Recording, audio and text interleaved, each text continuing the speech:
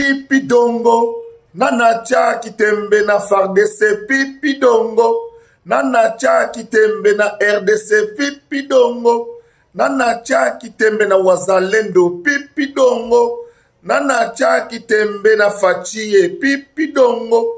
Nana cha kitembe na Zakle pipi dongo. Nana cha kitembe na Cristiano Ngala pipi dongo. Nana cha kitembe na Wagner pipi dongo. Nana cha kitembe na Igwe pipi dongo. Nana cha kitembe na Gilwando pipi dongo. Nana cha kitembe na Bayanke pipi dongo. Nana cha kitembe na Bayaya pipi dongo. Nana cha kitembe na bana Kivu pipi dongo. Nana cha kitembe na bana Katanga pipi dongo. Nana cha kitembe na bana Equateur pipi dongo. Nana cha kitembe na bana Kasai na pipi dongo. Nana cha kitembe na Congo Central, le Grand Congo Mobimba, c'est-à-dire Bandundu Kinshasa na Bazaïr. Na benyango Bazaïr. Pour na zongi Sabino. Ba Congolais na plaisir à trop na el sous le na tongo. C'est que baba so nzulu câble joueur à Kike na zanga remplaçant Mutaton sa stade de martyr. Succès à l'élo au comparant na succès à Kalaté. Ngana Tony sa stade de martyr. Qui leader est banakadi. Yango nenge bimilo pour les par leader bamonani. Merci Fachi. Merci Fachi pour son lobby et bisaka ben compréhension. Ce que zo lo bateau sala o loba ikarake. Je ne négocierai pas. Et je demande aux Congolais de résister. Et j'ajoute, M. Laurent Désiré Kabila, Lobagi Nabiso Boye. Cette guerre sera longue et populaire. Tu comprends quand vous êtes. Bandeko. AFC égale M23 égale CNDP égale AFDL. Korenango Sepeli. Nde baso boma ba Congolais. Au Sepeli. Ndenge sikoyo. Même l'Union européenne y est moko baluki. Depuis que Makambo est bandit, il y a 30 ans, boyo kanga bien. Moi, je vous donne des renseignements. Je n'amène pas les informations. Moi, j'amène des renseignements. Un renseignement a un caractère spécial, a un caractère spécifique. Moi, je vous apporte des renseignements. Je ne vous apporte pas des informations. Je vous renseigne. La situation actuelle, sur le plan militaire, il était difficile pour nous de pouvoir défendre Goma, Bukavu et même certaines villes qui risquent peut-être, je dis bien peut-être, sous réserve de tout ce qui se passe, des sanctions qui se passent, parce que je vais vous donner un deuxième renseignement. Le premier renseignement que je vais vous donner, mes chers amis, tout était préparé de très longue date par le Rwanda et l'Ouganda. De très longue date. Ils nous ont amené à Afdel, Bazu Mouzé, Bayena Mouzé, et puis Nasuka Mouzé, il a dribblé Bango, Babomiye, mais a dribblé Bango quand même. Baye Ozong, il a CNDP. CNDP, oh, Mwanga Chuchu, oh, Yazal, le Lona Ndolo. Mwanga Chuchu. Yem ta signé d'accord, il y a M23. Nanga na Sony wana olandi ma M23 en fait Albin Azane FCC Koutboy AFC soki AFC Alliance du fleuve Congo mais ça na pays de Grands Lacs na éviter soki idéologie mon idéologie et so simbate Alliance du fleuve Congo mais obandi guerre na Rwanda banda guerre na Équateur banda guerre na fleuve Congo. Donc ils ont préparé, vous savez que na Centrafrique Mokonzi ya MONUSCO na bango rwandaise. Mokonzi ya ba troupe nyonso tu ya MONUSCO ezakuna rwandais. Plus de 3000 à 4000 rwandais armée rwandaise bazaka na Centrafrique na idée ki bako kitapo. Yango boyoka ki sango et c'est vrai. Parce que eux travaillent par puzzle. Basolo na Congo Brazzaville, basu mabele. Basolo ni mango sora Angola, basu mabele. Basolo oso comprendre baso sola, baso na Centrafrique malheureusement, basu mabele pour ne pas attaquer biso, ba encercler biso, comme ça, ba étouffer biso, tout ça va étouffer. Mais Nzambe ala la raté. Nzambe ya bakolo mabele ala la raté. Kabila a complètement détruit l'armée. Complètement. Et c'était voulu.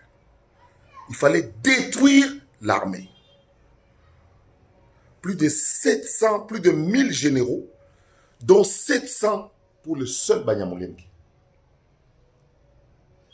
Parmi les 700, 600 sont basés à l'Est. Les accords de CNDP, je veux qu'on vienne me contredire, de Kabila avec Kagame, signé par Mwanga Tutu et Raymond Tshibanda, consacre, j'utilise bien le mot consacre, Nalinga Toba, Ezo Kabela, Kagame Mabele Nyo surtout ya Est. To Kabeli Yango. Kagame a dirigé administrativement, a dirigé Est wana, et puis a dirigé militairement. On a paix pendant 2012, la paix factice. Et c'est ce que Kabila a bougé, Moukébo a rappelé en 2015, vous voyez, Zak, dans le Parlement, dans le bas, Toko Rwanda Makolo, Nani Azo Peksa, Basoda Bab retirer. Bref, Kabila a détruit l'armée, c'était voulu. Il a détruit l'armée. Les 600 généraux, Banyamulenge, donc Tutsi, sont tous à l'Est. Et le fameux brassage dont vous entendez parler, 90% de soldats brassés, Baboujate Batiala à l'Est. C'est-à-dire les affairistes, c'est-à-dire les Kopalar, Bamine, Bazobalar Nabango. Et ça fait que 10% seulement de Baboujaki. 10%. Mais tout le reste va tirer sur place. Donc, moi, je vais regardez ce qui se passe. Ma ville, je comprends. Mais parce que on est facilement. Et puis, Corneille Nanga, sac $. Corruption na corruption. Soda, on n'est pas soda, on est pas dans l'aéroport. Pour dire que situation Goma pesa ka ndenge zawana na moni Corneille Nanga nanda kwa gouverneur ta ko beta tour. Na moni Corneille Nanga nanda ku ya état major général d'armée te na moni bangote. Basaka côté à hôtel do salim Congo na Rwanda kwa moindre escarmouche ba côté escarmouche na le la hôtel ba ma be escarmouche. Escarmouche, yango to mona escarmouche. Donc sur le plan militaire, et à moi, Ezalaki pesa, mnan, moi passé. Parce que les généraux, les officiers supérieurs, les officiers généraux, les officiers supérieurs, majoritairement corrompus. Administrativement, il y a un moment qui Rouberwa, pendant tous les gouvernements, pendant Mouzitou, Azaneka ministre d'Affaires coutumières. Affaires coutumières et décentralisation.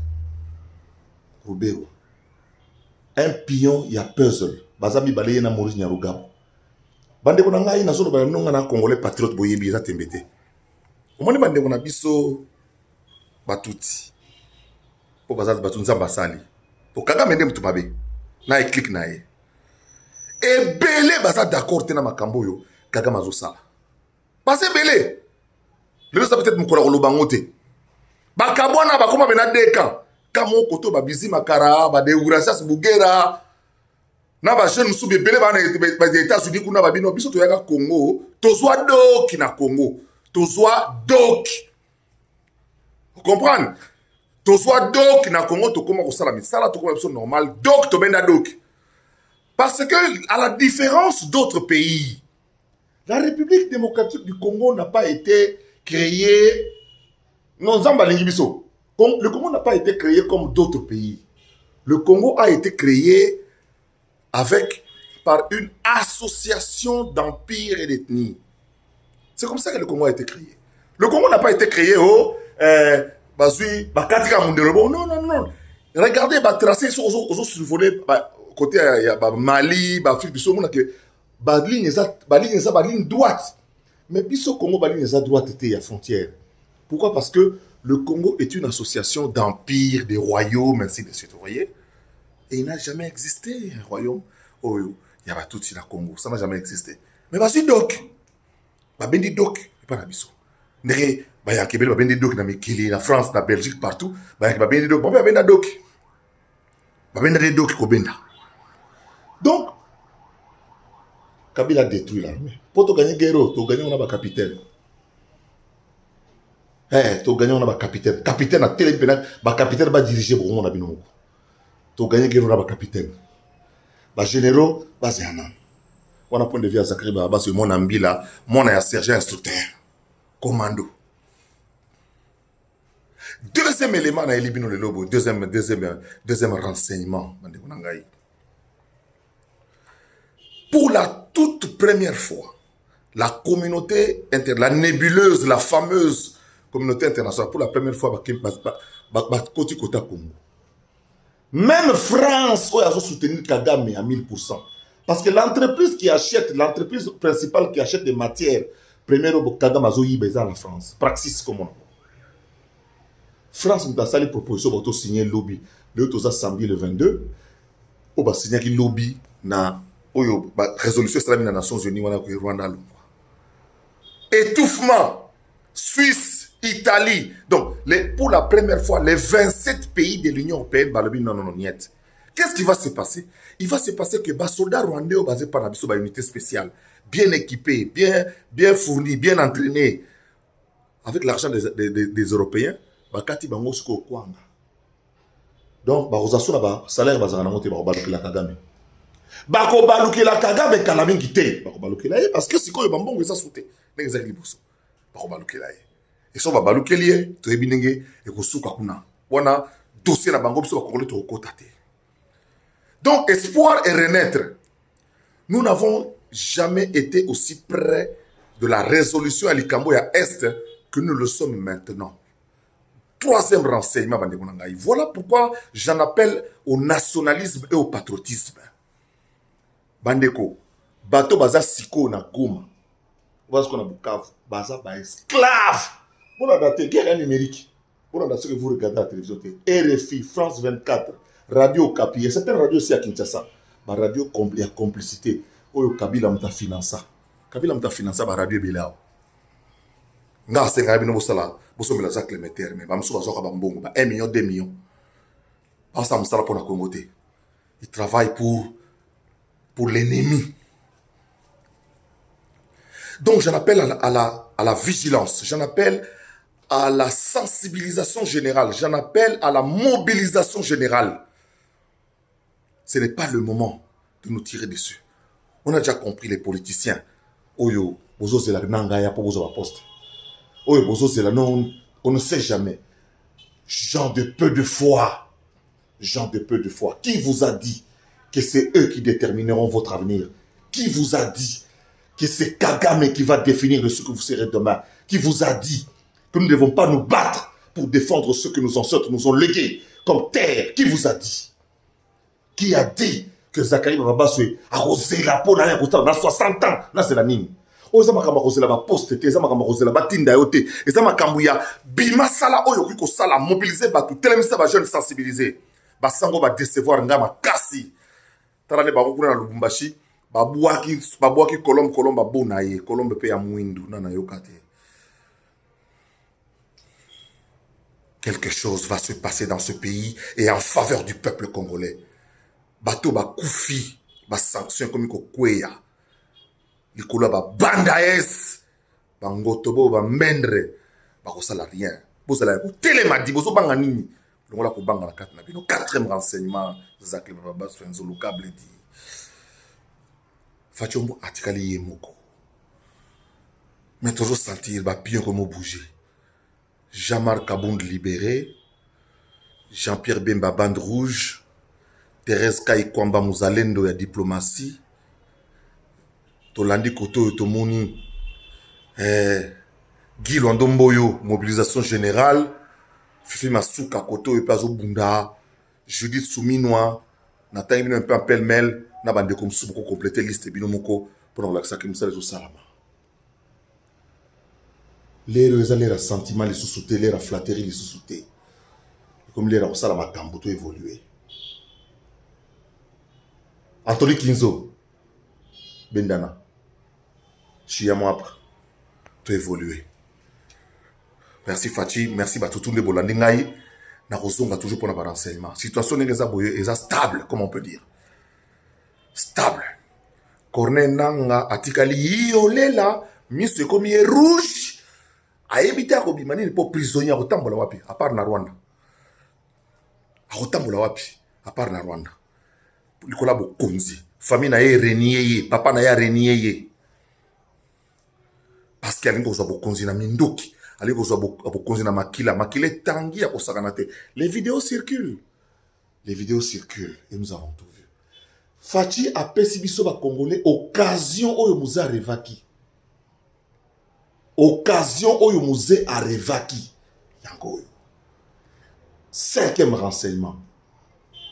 Oui, bozo se soucier pamba. Fachi a signé na ba russe. Fachi a signé na ba hongrois. Fachi a signé na ba Union Soboyi ba na BRICS. Oui, on a cinquième renseignement. Sixième renseignement. Restez debout et vigilant. Que chacun fasse son travail dans le cadre de la Galaxie 5. Daniel Bumba, Téléman, Salam Moussala. Tous les gouverneurs ont voté Salam Moussala. Dans le niveau gouvernement, tout le monde bimpoaka, tout le monde peut la joker. Trop de fouteurs, des gens recommandés. Des incapables d'incompétents. Il y en a trop au gouvernement. Le moment, c'est le moment des capitaines. C'est un capitaine qui dirige au front. C'est un capitaine qui dirige une équipe. C'est un capitaine qui donne, qui compte, qui est avec les autres sur le terrain. Moi, c'est Zachary Bababa, c'est un zolocable joueur qui est un remplaçant. Où il y a tourné sa stade de martyr, sans musique, il s'allie dans le stade de Tondi. Et il y a 20 ans. Je n'ai plus rien à prouver. Je n'ai plus rien à démontrer. Zoro Mabiala! Zoro Kane Gozo Salaba Relais, Balobi, circuit à Zachary Bababa, surtout pour Salam Moussala. Thierry Zonde, Kobangate. Masalangai Kashiba, Kobangate. Nazala bilotou raisonnions surtout et bolobi que non Zachary Bababa soit bima sala armée numérique. 6e, 7e renseignement. Semaine prochaine, nous allons convoquer réunion nene ya communication de crise, ya communication de guerre. Selon Zachary Bababa, ce n'est pas selon les théories de l'université. Comment communiquer en période de guerre?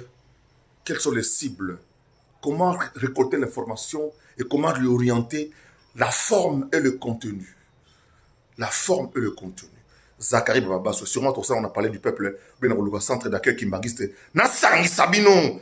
Boya to son expliquer bino hindu sana idéologie. Bateau boza ba patriote. So vous en posa mon royate. Boza bateau boza na posa idéologie. So voyez vous angi ticket koyate.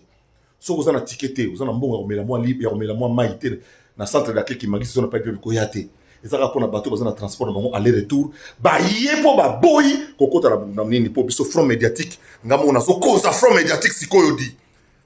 Ba porte-parole bazo lala, ba o comprendre rien ba directeur de presse bazo lala di. Siko ngamo na su makambo yo. Mais pour makambo mabota makana banomala banomela ngo mututi. Ngamo na bimi na terrain sikoyo. Semaine prochaine na rosonga a on a appelé ça nos jours na date. Soko yé veut dire que osana mbongo na tika aller retour, soko yé ça veut dire que c'est le financement ya mututi. La patrie ou la mort, nous vaincrons.